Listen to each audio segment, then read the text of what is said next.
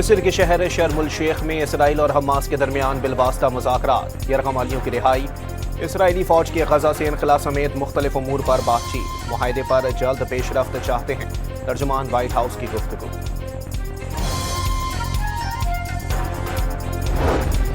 वज़ीर आज़म शहबाज शरीफ की मलेशियन हम मनसब से मुलाकात, मुख्तलिफ शोबों में ताउन बढ़ाने पर इत्तेफाक।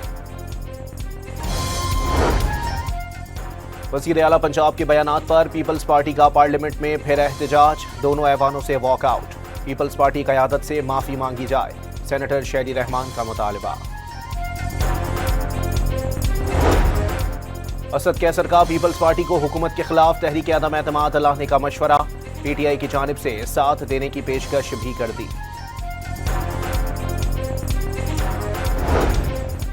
सऊदी शूरा कौंसिल का पार्लिमानी वफ्द पाकिस्तान पहुंच गया। सऊदी वफ्द सदर आसिफ अली जरदारी, वज़ीर आज़म शहबाज शरीफ और field marshal general Syed Asim Munir से मुलाकात करेगा। और कराची से लाहौर आने वाली मिल्लत एक्सप्रेस हादसे से बच गई। चीचावतनी स्टेशन क्रॉसिंग पर ट्रेन की पावर वैन से धुआं निकलने पर ट्रेन रोक दी गई।